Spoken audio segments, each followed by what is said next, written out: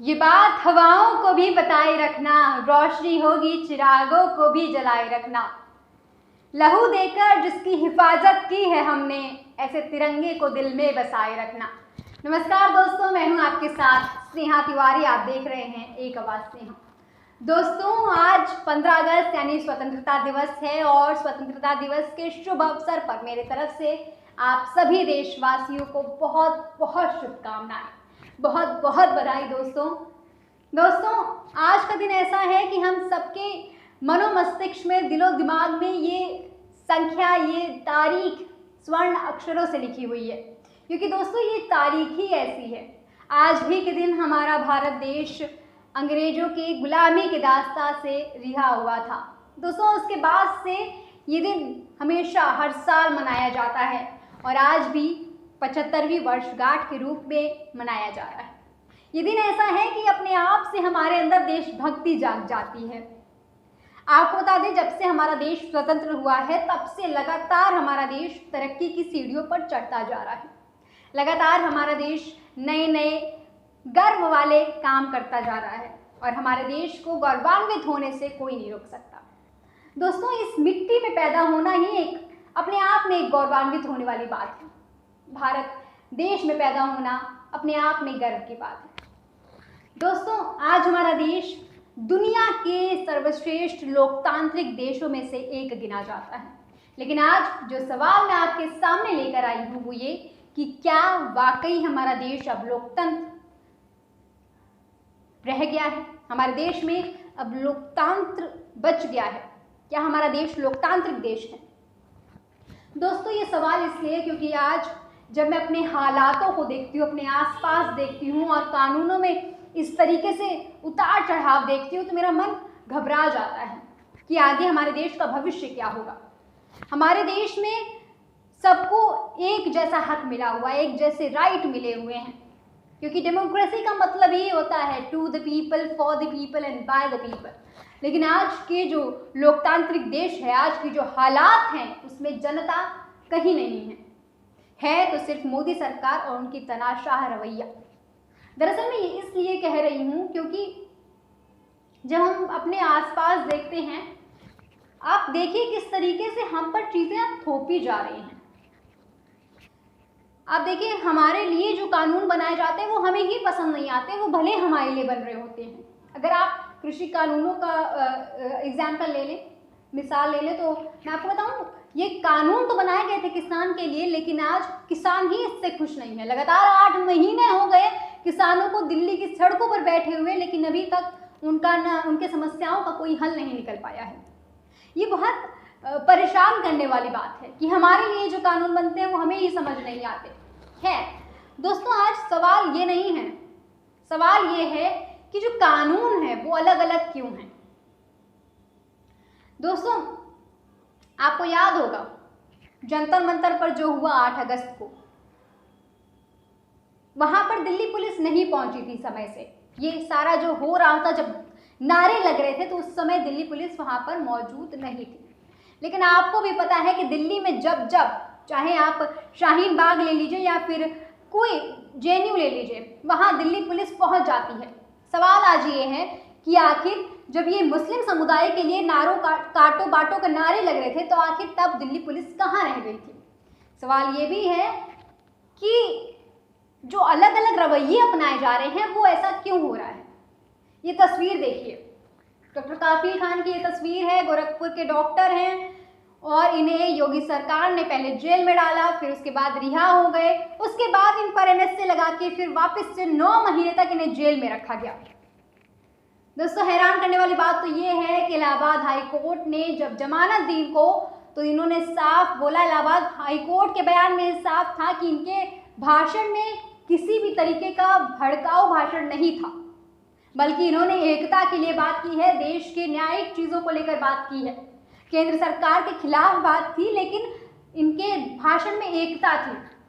दूसरी तस्वीर ये आपके स्क्रीन पर है, ये है मुनव्वर फारूकी, कॉमेडियन है, और इन्हें भी बंद किया गया था जेल में 35 दिनों के लिए। सबसे ताज्जुब की बात तो ये है कि जब पुलिस वालों से पूछा गया कि इन्हें बंद क्यों किया गया है, तो उन्हें भी नहीं पता था कि आखिर इन्हें बंद क्यों किया गया है। और तीसरी तस्वीर यह आपके स्क्रीन पर है, अश्विनी उपाध्याय जो जंतर मंतर में जो हुआ उसके आयोजक करता थे, और इन्हीं का वो आयोजन था जहां पर मुस्लिम समुदाय के लिए नारे लगाए गए थे। और सबसे बड़ी बात तो ये है कि इन्हें हिरासत में लिया गया था, लेकिन 24 घंटे के अंदर अंदर रिहा कर दिया गया। शायद दिल्ली पुलिस ने इतने कमज़ोर केस बनाए थे कि इन्हें रिहा करना पड़ा।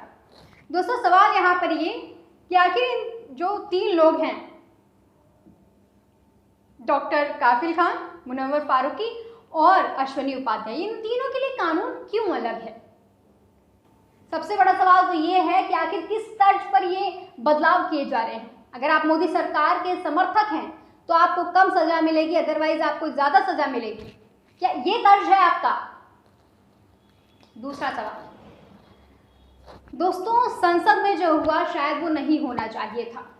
जिस तरीके से विपक्ष के सांसदों ने बवाल काटा है, शायद वो नहीं होना चाहिए था। दरअसल वेंकैया नायडू जी ने खुद सामने आए, उन्होंने बोला कि ये जो हुआ वो मैंने आज तक कभी नहीं देखा। वो रोने लगे थे, मुझे भी बुरा लगा कि वो रोने लगे हैं। इस तरीके से जो संसद की कार्यवाही है उसमें इस तरीके से खलल नहीं डालनी चाहिए। लेकिन दोस्तों उसके बाद जो हुआ वो उससे भी बुरा था। बाहर से 40 पुरुष और महिला बुलाए गए थे जिन्होंने विपक्षी सांसदों पर जबरदस्ती की है। और दोस्तों सबसे ताज्जुब वाली बात तो ये है कि इस पर सभापति साहब की नज़र तक नहीं गई, इस पर एक शब्द नहीं बोला, एक आंसू नहीं बहाए। दोस्तों अगर ये गलत नहीं था तो मैं उसे भी गलत नहीं मानती हूँ। दोस्तों गलत तो गलत होता है ना, चाहे वो किसी भी तरीके से किया गया हो। अगर कार्यवाही में खलल डालना गलत होता है तो इस तरीके से बाहर से लोगों को बुलाकर विपक्षी सांसदों पर हमला करना भी गलत है। एनसीपी प्रमुख शरद पवार का एक बयान सामने आया था, उन्होंने बताया कि अपने 55 साल उन्होंने संसद में कार्यरत रहे हैं और 55 साल के दौरान इस तरीके की जो बदसलूकी है वो कभी नहीं की। 40 महिला और पुरुष बाहर से आए जिन्होंने विपक्षी नेताओं पर जबरदस्ती की, और ये शर्मनाक है, ये दर्दनाक है, और ये हमला है सिर्फ उन विपक्षी सांसदों पर नहीं, ये देश के लोकतंत्र पर हमला है। दोस्तों आज जो भी हो रहा है हमारे देश में, हमें सोचना चाहिए कि क्या हो रहा है। राहुल गांधी का ट्वीट आपको पता होगा क्या हुआ है उनके साथ। उनके समर्थन में जिसने आवाज़ उठाई उनके भी ट्विटर अकाउंट के साथ क्या हुआ वो भी आपको पता है। दोस्तों मैं ये पूछना चाहती हूँ कि आखिर ऐसा क्यों? क्या दिल्ली में जो रेप पीड़िता थी उनसे मिलना गलत था राहुल गांधी का? मैं ये मानती हूँ कि जो ट्वीट किया गया था, जो फोटो ट्वीट की गई थी राहुल गांधी के अकाउंट से, उसमें पिता और माता की जो फोटो थी वो ब्लर होनी चाहिए थी। मैं इस बात में पूरा समर्थन देती हूँ, लेकिन रिस्ट्रिक्ट कर देना कहाँ तक सही है? और उसके बाद उनके समर्थन में जिसने जिसने आवाज़ उठाई है उन सबके अकाउंट पे इस तरीके से तानाशाही अपनाना, ये कहाँ तक सही है? दोस्तों अगर आपको याद हो, पिछले कुछ दिनों में मैंने आपके सामने एक रिपोर्ट भी लाई थी जिसमें ये बताया था मैंने आपको कि ट्विटर और जितने भी सोशल मीडिया प्लेटफॉर्म्स हैं इन्हें सरकार की कुछ गाइडलाइंस पालन करनी है, और जो नहीं पालन करेगा उस पर कार्यवाही की जाएगी केंद्र सरकार के द्वारा। दोस्तों उसके बाद से जिस तरीके से सोशल मीडिया प्लेटफॉर्म मेरे नज़रिए से वो होना चाहिए जिसमें लोगों को एक्सप्रेस करने का आज़ादी मिले, लेकिन अगर आप उसे भी इस तरीके से काबू कर लेंगे तो ये गलत है। दोस्तों ट्विटर आज अगर आप गौर से देखें तो वो उन पैदलों पर चल रहा है, उन रास्तों पे चल रहा है जो उन्हें बताया जा रहा है केंद्र सरकार द्वारा या किसी के भी द्वारा, मैं नाम नहीं लूँगी, लेकिन हाँ मैं ये ज़रूर कहूँगी कि वो जो बताया जा रहा है सिर्फ वही कर रहे हैं।